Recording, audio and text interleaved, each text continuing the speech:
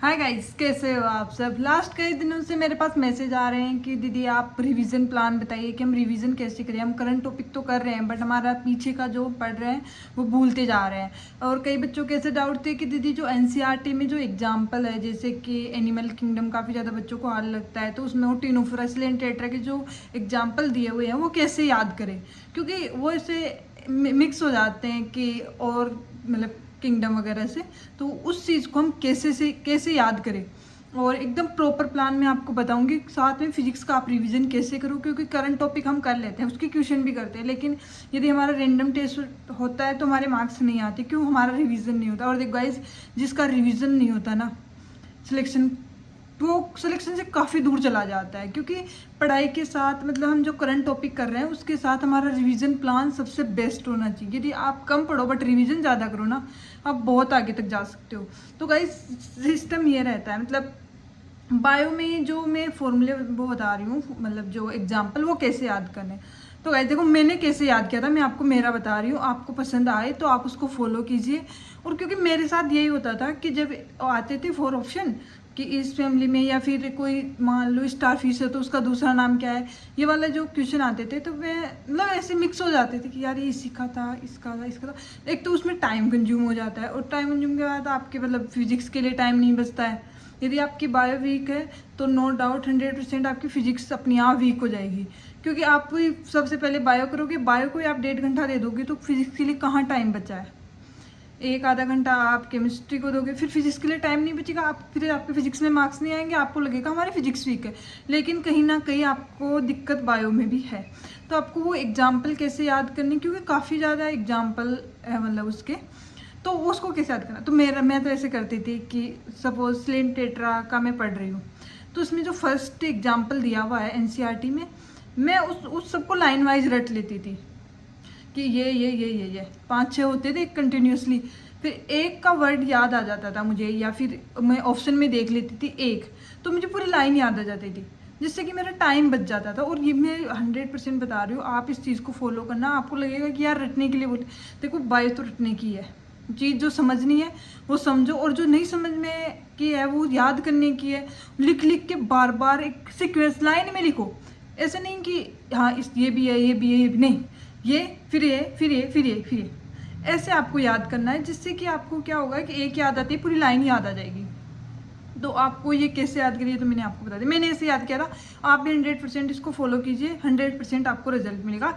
ये चैप्टर आपका बहुत ईजी हो जाएगा, क्योंकि आप टिनोफोरा के वो एग्जाम्पल वगैरह है उसमें, तो टिनोफोरा तो ज़्यादा नहीं है, 2-4 ही है, बट और जो स्लेन टेट्रा या फिर फिशीज का, ये इनके काफ़ी ज़्यादा वैसे एग्जाम्पल है। तो आप उस चीज़ को अच्छे से याद कीजिए, सीक्वेंस से याद कीजिए, लाइन से याद कीजिए। और बताती हूँ, और बायो का बाद में रिवाइज कैसे। तो गाइस बायो में ऐसे है कि यदि आप कोचिंग जाते हो, आप फ्रेशर बच्चे हो, तो आप करंट टॉपिक पे ज़्यादा ध्यान दीजिए। करंट टॉपिक जो चल रहा है उसको अच्छे से कीजिए। और कई बच्चे हो ना कि टाइम नहीं मिल पा रहा है, तो गाइस आप बायो में ऐसे कर सकते हो कि बायो के आप नोट्स ना बनाओ। यदि आप लेक्चर लो, लेक्चर लेने के तुरंत बाद आप एनसीईआरटी ही पढ़ो। लेक्चर में आप एनसीईआरटी खोल के रखो और आप समझो कि एक्चुअल में ये बोल क्या रहा है, इसका कॉन्सेप्ट क्या है इस टॉपिक का, उस चीज़ को समझो। क्योंकि एंड द एंड आप नोट्स एक बार पढ़ लोगे, जब माइनर टेस्ट होगा खिंचा के एक बार और पढ़, उसके बाद आप नहीं देखने वाले हो, ट्रस्ट में नहीं देखने वाले हो।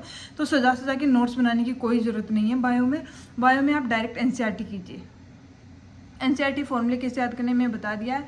एंड यही है यार कि अच्छे से समझ, यदि आप टॉपिक को समझ जाओगे, आप हर बार एनसीईआरटी को पढ़ोगे ना। मैं जब तक मेरा सिलेक्शन हुआ था ना, उसके एक दिन मतलब जब एग्ज़ाम थी उसे एक दिन पहले भी जब आप एनसीईआरटी पढ़ोगे ना, तो आपको लगेगा यार ये चीज़ तो मैंने पहले कभी पढ़ी ही नहीं थी।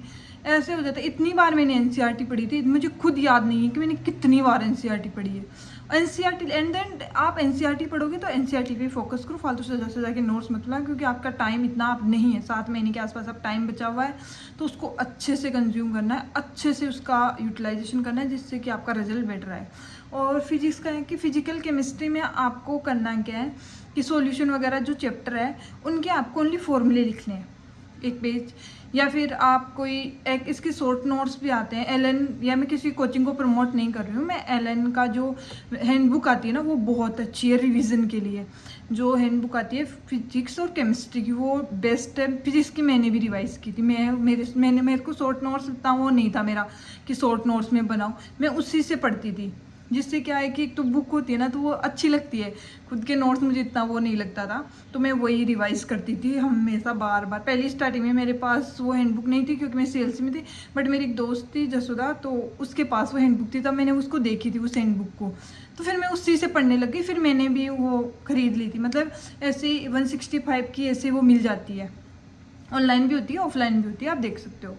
और फिर ये आपको फिजिक्स का ऐसे रिवाइज करना, और आपको ना ऐसे नहीं कि जो गलत हुई वो सारे क्वेश्चन आप लिख रहे हो, सारे क्वेश्चन लिखने की ज़रूरत नहीं है। जो आपके गलत हुए उसको एक बार निकाल लो और उसको मार्क करके रख लो कि अब जब इस टॉपिक का नेक्स्ट टेस्ट होगा तो सबसे पहले मैं ये क्वेश्चन सोल्व करूँगा, उसके बाद कोई और क्वेश्चन है वो सोल्व करूँगा। इससे क्या होगा कि आपका जो कॉन्फिडेंस है वो बढ़ा रहेगा कि आप बार बार रिवाइज कर रहे हो। और ट्रस्ट में आधे घंटे के अंदर आप पूरी फिजिक्स रिवाइज कर सकते हो जो आपने पहले पढ़ ली है।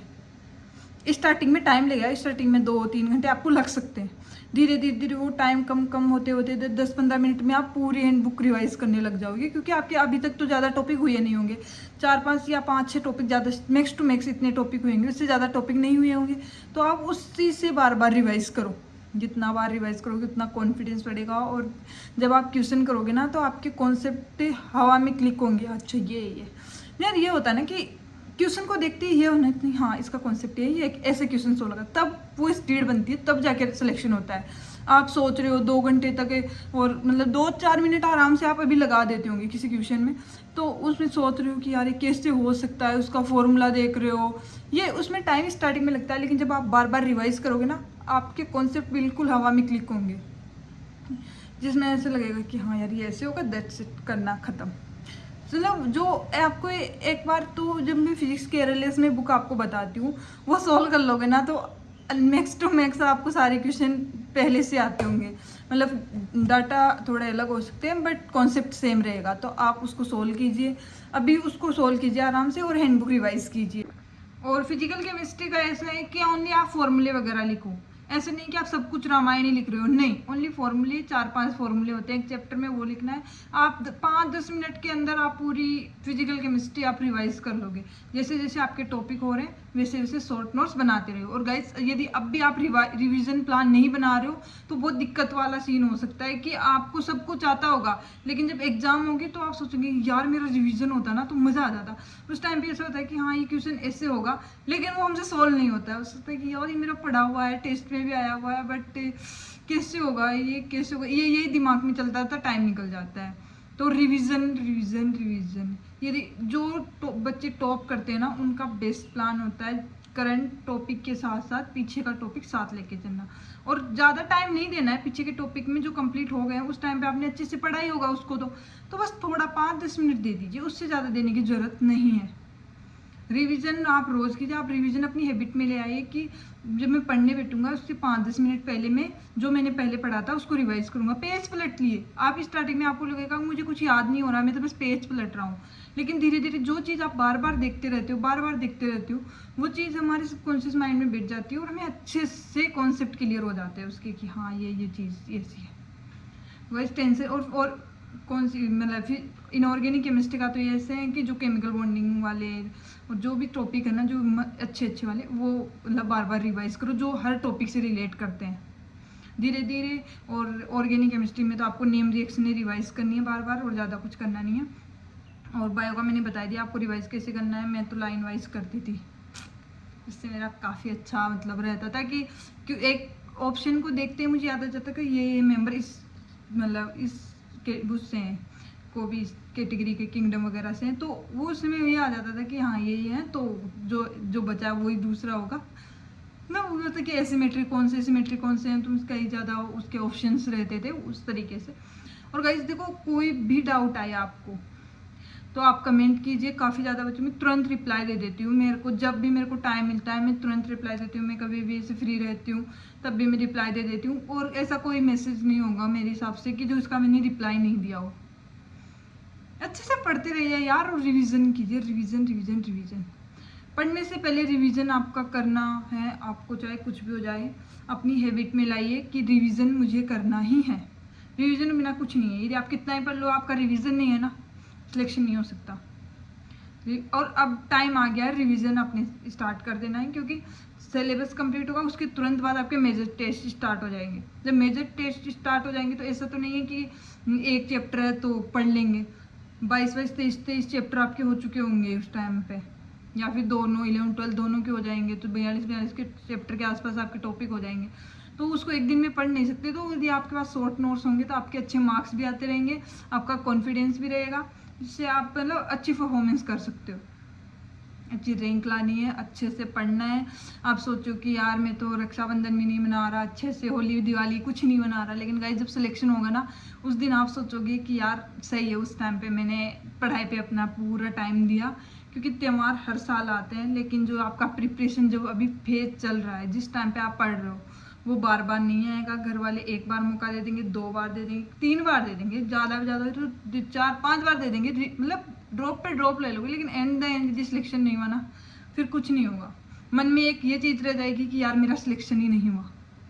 तो एक जी जान लगा दीजिए, एक अब 7-8 महीने जो बचे हैं, 7.5 महीने, तो आप पूरा 100% डेडिकेट होके अपनी पढ़ाई पे दीजिए। जब आप सोचोगे कि यार मैं तो होली नहीं मना रहा, दिवाली भी नहीं मना रहा, आज क्या पढ़ रहा हूँ, कुछ टाइम के लिए आप फ्रस्ट्रेट हो सकते हो, लेकिन जब आपको रिजल्ट आएगा ना आपका, वो दिन जो जिस दिन रात को आपका रिजल्ट आएगा, आप पेपर दे के आओगे या फिर आपका रिजल्ट आएगा, उस दिन आप सोचोगे कि यार सही मैंने इतनी मेहनत की, इतनी मेहनत मैं नहीं कर सकता था, और उस टाइम पे मेहनत की, उसकी वजह से आज देखो मैं कितना खुश हूँ, मेरे घर वाले कितने खुश है, मेरे बहन भाई कितने खुश है। बस उसके लिए काम करना है। आपका मन भी ना करे ना तो अपनी मम्मी पापा को याद करना और उनसे ऐसे ना कि वो क्या चाहते थे तुमसे।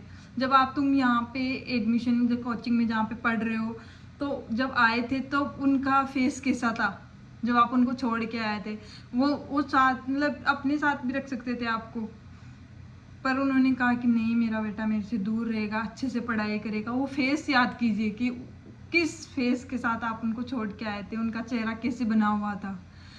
फिर उसके साथ मेहनत कीजिए कि जब मेरा सिलेक्शन होगा तो वही चेहरा कितना खुश होगा। अपने मम्मी पापा के लिए पढ़िए, अपने लिए पढ़ लिए, क्योंकि यार देखो आप एक अच्छी फैमिली से बिलोंग करते हो तो आपको और ज़्यादा मेहनत करनी है कि आप अपनी फैमिली का स्टैंडर्ड बनाए रखें। और यदि आप मतलब ऐसी वाली फैमिली से बिलोंग करते हो जिसके पास इतने सोर्स नहीं है, तो गाइस आप उस फैमिली का वो मेंबर बनिए जो आपकी फैमिली को सब कुछ दिला सकता है।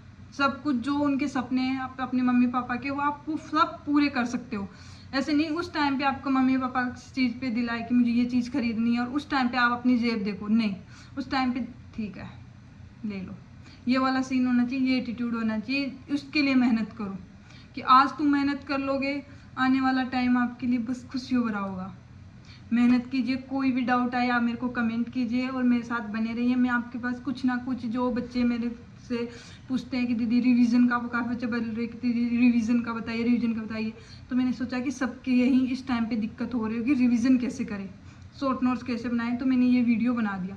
यदि आप भी चाहते हो किसी टॉपिक पे वीडियो बनाना कि दीदी ये आपके टाइम पे क्या सीन था, मतलब किसी टॉपिक का, तो और हम इस टाइम पे क्या करें, तो आप मेरे को कमेंट कीजिए, ज़रूर कमेंट कीजिए और बताइए मुझे कि आपको क्या दिक्कत हो रही है।